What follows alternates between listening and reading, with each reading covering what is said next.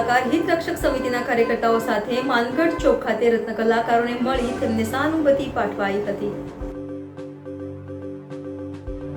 સુરત શહેર કોંગ્રેસ સમિતિ દ્વારા રત્ન કલાકારોને સાંત્વના પાઠવી હતી। રત્ન કલાકાર હિત રક્ષક સમિતિના કાર્યકર્તાઓ માનગઢ ચોક ખાતે એકઠા થયા હતા અને રત્ન કલાકારોનું હિત સર્વોપરી અને મંદીના કપરા સમયમાં અમે તમારી સાથે છીએના પોસ્ટરો હાથમાં લઈ રત્ન કલાકારોને સહાનુભૂતિ પાઠવી હતી। આ દિવસો પણ ચાલ્યા જશે, સમયને થોડો સમય આપો, જીવન અમૂલ્ય છે, આત્મહત્યા કોઈ ઉકેલ નથી તેવા બેનરો લઈ કોંગ્રેસે દેખાવો કર્યા હતા।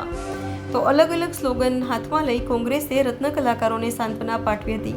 હાલ હીરા ઉદ્યોગમાં મંદીનો માહોલ છે અને રત્ન કલાકારના આપઘાતના કિસ્સા પણ સામે આવ્યા છે, ત્યારે આ કપરા સમયમાં રત્ન કલાકારોની પડખે કોંગ્રેસ આવી છે।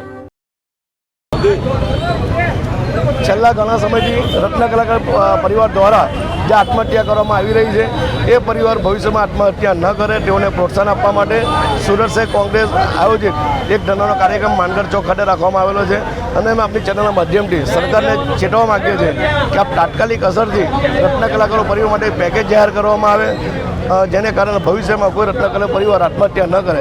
આજે બી અમારા ધરણાના કાર્યક્રમમાં ઘણા એવા પરિવારના લોકો જોડાયા છે કે જેમના પરિવારના સભ્ય આત્મહત્યા કરી છે, એટલે ભવિષ્યમાં કોઈ પરિવાર મંદીના કારણે આત્મહત્યા ન કરે તેઓની હિંમત અને સાંત્વના આપવા માટે સુરત શહેર કોંગ્રેસ દ્વારા આજે ધરણાનો કાર્યક્રમ રાખવામાં આવ્યો। જી, મારું નામ ચેતન રાદડિયા, શ્રી સુરત શહેર જિલ્લા કોંગ્રેસ સમિતિ પ્રેરિત રત્ન કલાકાર હિત રક્ષક સમિતિ સુરત શહેર દ્વારા જે દિવસે ને દિવસે આત્મહત્યા રત્ન કલાકારો કરી રહ્યા છે, તો રત્ન કલાકારો આત્મહત્યા ન કરે એના માટે જનજાગૃતિનો કાર્યક્રમ રાખ્યો છે।